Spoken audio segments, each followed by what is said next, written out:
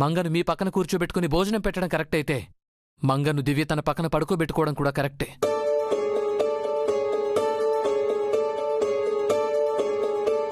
ఓ sorry sorry sorry, మీకు ఈ వర్షాలు చెప్పకూడదు కదా. మంగ కోసం దివ్య కన్నీళ్లు పెట్టుకోవడం తప్పైతే మంగను మీరు కాపాడడం తప్పు.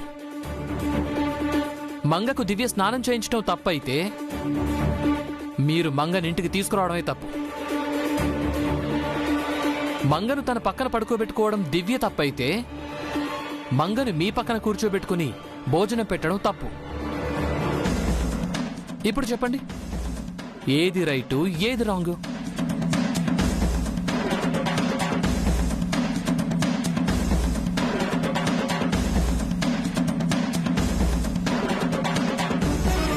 చాలా తెలివిగా మాట్లాడుతున్నావు హర్షబాబు. చిన్నపిల్లలంటే ఇష్టమైన మీ నాన్న బలహీనతను నువ్వు నీ భార్య తెలివిగా వాడుకుంటున్నారు. మీరు దాస్తున్న రహస్యం బట్టబయలు కాకుండా తెలివిగా కాపాడుకుంటున్నారు. అలాంటిదేమి లేదు భువనా, వాళ్ళు నిజమే చెప్తున్నారు. వీళ్ళ మాటల్ని నమ్మకండి డాడ్. ఖచ్చితంగా ఈ పాప వదిన పాపే. గట్టిగా నిలదీస్తే వీళ్ళ నిజం చెప్తారు. నువ్వు నోరు మోస్తావా? నిందలు వేయాలంటే సాక్ష్యం ఉండాలి. ఇంతకన్నా సాక్ష్యం ఇంకేం కావాలి ప్రసాదు? నీ కళ్ళారా చూసావు కదా, ఈ పిల్ల తన కన్న కూతురు కాకపోతే తనెందుకు సేవలు చేస్తుంది, ఎందుకు ప్రేమగా చూస్తుంది? చూడు, మంగ రోడ్డు మీద నన్ను తాతయ్య అని పిలిచింది. ఆ మాటే మంగను ఇంటి వరకు తీసుకొచ్చింది. తను పిలిచినంత మాత్రాన తనకు తాతయ్య అయిపోను, నాకు తను మనవరాలైపోదు. It's a natural relationship. మనిషికి మనిషికి ఉన్న బంధం మాత్రమే.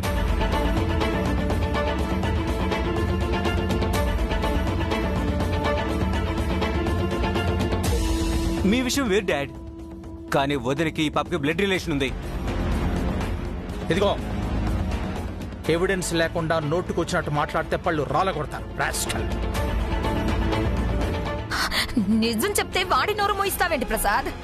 చూడు, కళ్లతో చూసింది చెవులతో విన్నది నిజం కాదు. సాక్ష్యాలు లేకుండా కోడలపై నువ్వు నిందలు మోపుతున్నావు. అది నిజం కాదని వాళ్ళు కారణాలు చెప్తున్నారు. చిన్నపిల్లలంటే నాకు ఇష్టం, తనకు ఇష్టం కావచ్చు. That's it. ఇకపై ఈ విషయంపై వాదనలొద్దు. ఆగండి మావయ్య. చూడమ్మా, ఈ ప్రపంచంలో అన్నిటికంటే గొప్పది అమ్మ. ఆ అమ్మతనంతో ఈ పాప నువ్వు చేరతీస్తే సంతోషమే.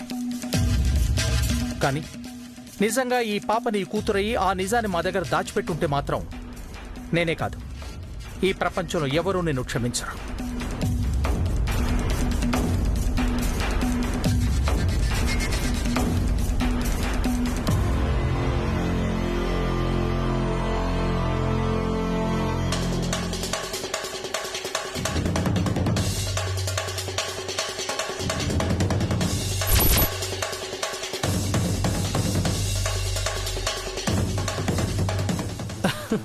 చాలా బాగా మాట్లాడారండి, చాలా బాగా మాట్లాడారు. మా నాన్నకు మాట లేకుండా చేసేశారు. మా పిన్నికి సరైన బుద్ధి చెప్పారు. మీ మావి గారు చివరిగా అన్న మాటలకు బాధపడుతున్నావు దివ్య. పరిస్థితుల కారణంగా నువ్వు అబద్ధం చెప్పావా తప్ప నీ స్వార్థం కోసం కాదు కదమ్మా. నువ్వేం బాధపడకమ్మా. లైట్ తీసుకోండి.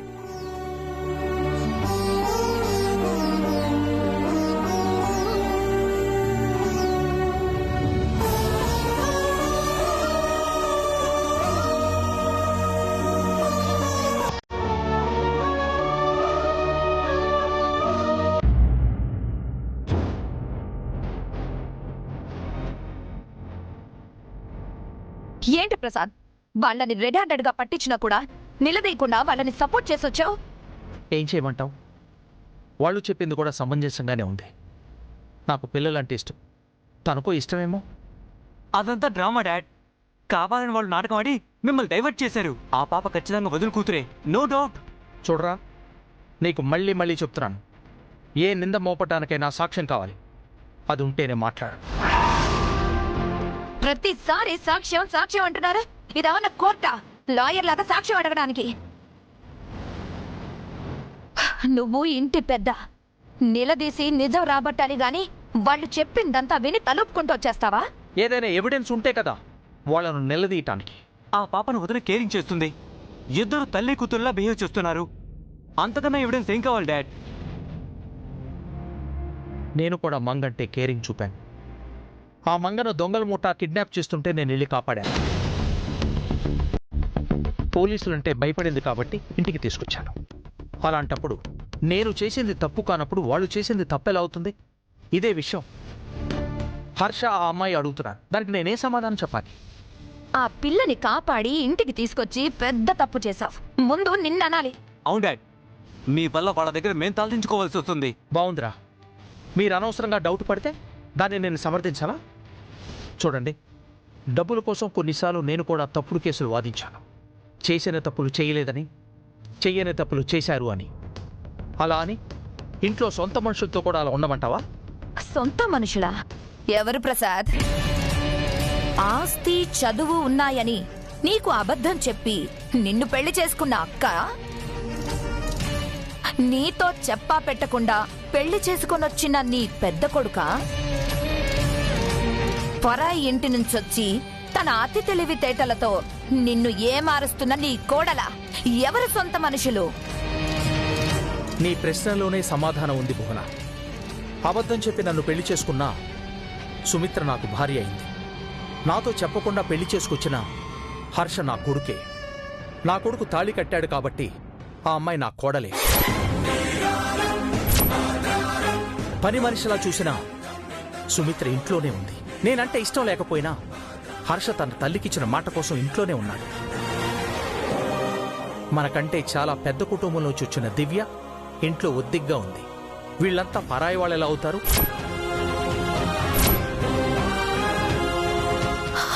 నువ్వు ఏదో కొద్దిగా మారావనుకున్నాను ప్రసాద్. మరి ఇంతలా మారిపోయావా? అంటే వాళ్ళు నీకు సొంత వాళ్ళు, మేము పరాయి వాళ్ళమా? డాడీ వాళ్ళకం చూస్తుంటే అలానే ఉంది మామ్. నేనా ఉద్దేశంతో అనలేదు. తప్పు చేసింది మన వాళ్ళైనా పరాయి వాళ్ళైనా సరే శిక్షిస్తాను. ఎవరిని క్షమించను. వాళ్ళు తప్పు చేస్తున్నారు, నిజాన్ని దాస్తున్నారని చెప్తున్నాం కదా. అందుకు సాక్ష్యం కావాలి కదా. ఉంటే చూపించు. ఇమీడియట్ గా వాళ్ళని బయటికి గెట్టేస్తాను. అంతేకాని వేసిన శిక్షకు మాత్రం ఎప్పుడు క్షమాభిక్ష ఉండదు.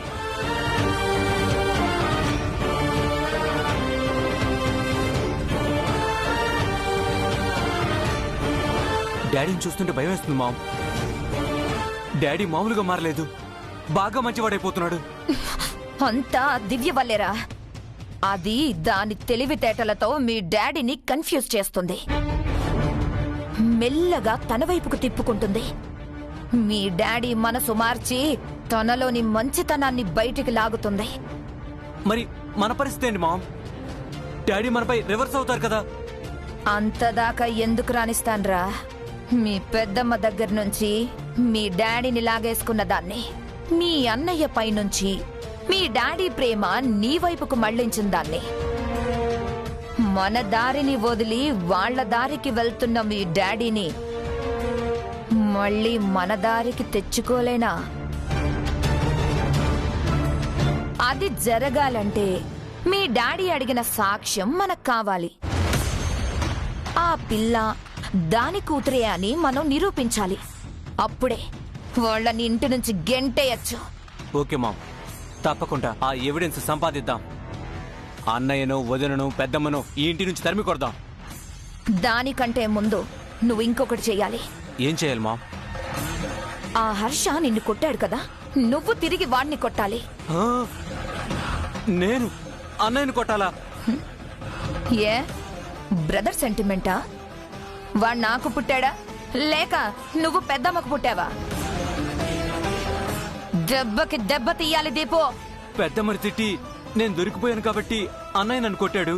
మరి నేనేలా అన్నయ్యని కొట్టాలి? Same plan. హర్షాని కూడా దొరకబట్టుకోవాలి.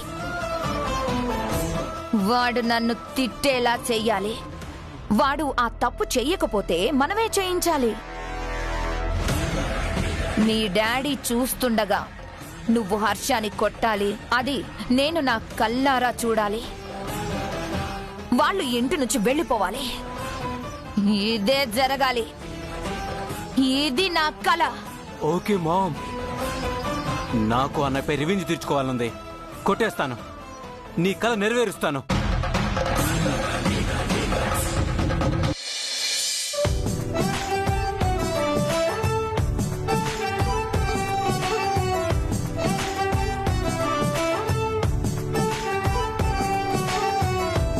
ఎలాగైతేనే నా దగ్గరకు వచ్చేసింది. ఇప్పుడు నాకు సంతోషంగా ఉంది. నీకు సంతోషమేనా? చాలా హ్యాపీగా ఉంది మమ్మీ, కాకపోతే బోరింగ్ గా ఉంది. బోరెందుకు బంగారం? ఒక్కదాన్నే ఉన్నాను, ఆడుకోవడానికి పిల్లలు ఎవరూ లేరు. మేము ఉన్నాం కదమ్మా. మీరేమైనా చిన్న పిల్లలా నానమ్మా? మా స్కూల్లో నాకు చాలా మంది ఫ్రెండ్స్ ఉన్నారు. ఇంకా మావి వాళ్ళ ఇంట్లో జై బావ శ్రేయ ఉండేవారు. ఇక్కడ ఎవ్వరు లేరు. అయితే జైని శ్రేయాని నీతో ఆడుకోవడానికి ఇక్కడికి రమ్మని చెప్పరా బంగారం? వాళ్ళు వచ్చిన 1 డేనే కదా ఉంటారు హర్ష డాడీ, రోజు ఉండరు కదా. అయితే ఇప్పుడు ఏమంటావే? జై బావకి చెల్లిగా శ్రేయ ఉన్నట్టు నాకు కూడా ఒక తమ్ముడో చెల్లెలో ఉంటే బాగుంటుంది కదా మమ్మీ.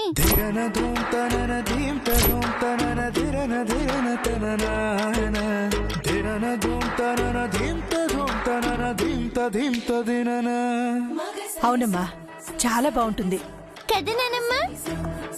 మరి నాకు చెల్లి తమ్ముడు ఎప్పుడు వస్తారు? అది మీ అమ్మా నాన్నలనే అడుగు.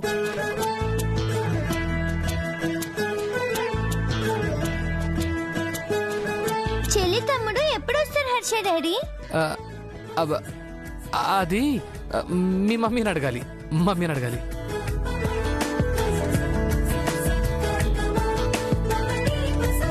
ఎప్పుడు వస్తారు మమ్మీ?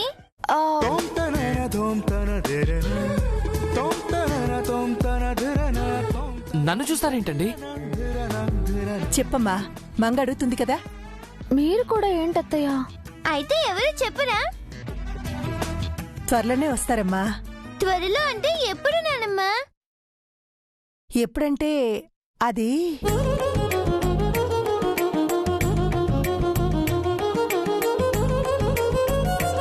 దివ్య, హర్ష, మంగకి చెప్పండి.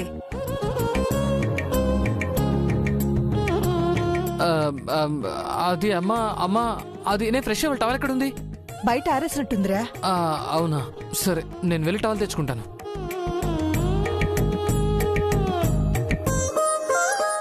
హర్ష డాడీ ఏం చెప్పకుండా వెళ్ళిపోతున్నారేంటి? అయ్యో, స్టవ్ మీద పాలు పెట్టొచ్చాను. ఉండమ్మా, పొంగిపోతాయేమో చూసొస్తాను. నానమ్మ, మీరు కూడా ఏం చెప్పకుండా వెళ్ళిపోతున్నారేంటి? మీ అమ్మ చెప్తుందమ్మా.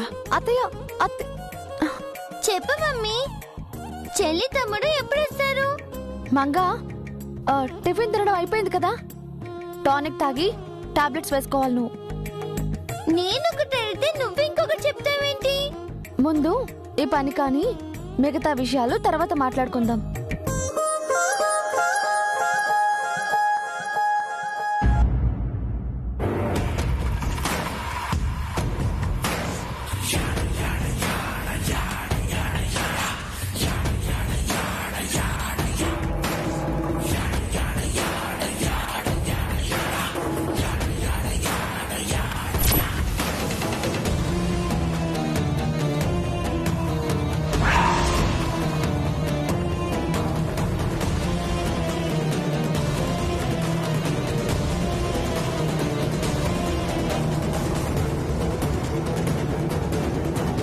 చేదుగా ఉందా?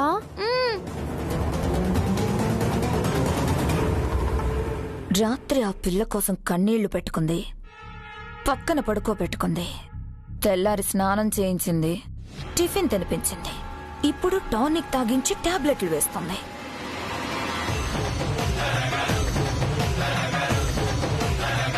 అది తన కన్న కూతురు కాకపోతే ఇవన్నీ ఎందుకు చేస్తుంది? లోపలికి వెళ్ళి కడిగేస్తాను. వద్దులే, నేను వెళ్ళినా తనేదో ఒకటి చెప్పి మాయ చేస్తుంది. ఇంతకీ ఆ టానిక్ టాబ్లెట్లు ఎందుకో కనుక్కోవాలి. మమ్మీ, సరే నోరు పుక్కలిద్దాము దా.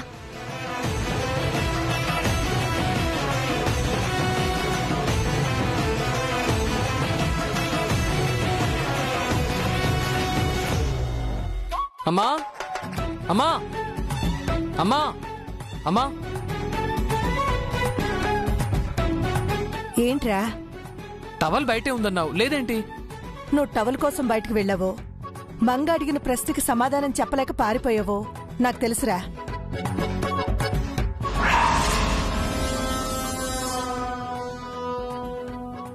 ఇప్పుడు నేను అడుగుతున్నాను చెప్పు, మీరు పిల్లల్ని ఎప్పుడు కంటారు? అంతా తెలుసు కూడా అడుగుతావేంటమ్మా? నేను పిల్లల కోసం పెళ్లి చేసుకోలేదు, మంగ కోసం పెళ్లి చేసుకున్నాను అంతే.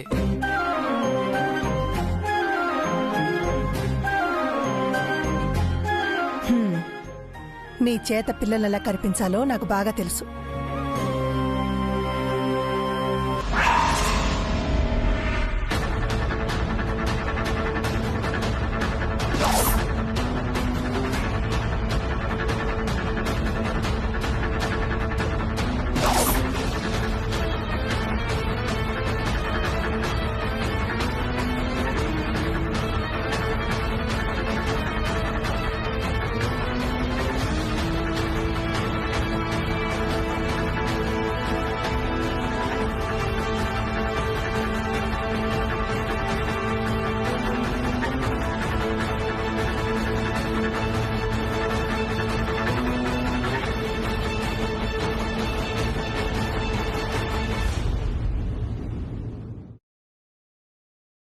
సరే ఇక వెళ్ళి ఆడుకో, ఎండలో ఆడుకోవద్దు. సరే కానీ ఇంకా ఎన్ని రోజులు ఇలా టానిక్ మందులు మింగాలి?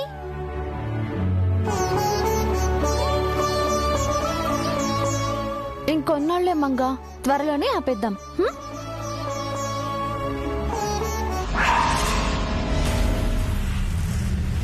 టాబ్లెట్లు ఏమయ్యాయి? ఏమండి మీరు టాబ్లెట్లు ఏమైనా తీసారా? లేదండి. ఎక్కడ పెట్టారు? ఇక్కడే పెట్టి వెళ్ళానండి. ఇంతలోనే ఏమయ్యాయో. కొంపదీసి అవి చిన్నతే కంటగాని పడలేదు కదా. అమ్మో, ఆవిడ తీసుకెళ్ళుంటే మళ్ళీ గొడవ జరగడం ఖాయం. ఏం చూద్దామండి? కంగారు పడకండి, అమ్మ తీసిందేమో. వెళ్ళడుగుదాం పదండి. పదండి.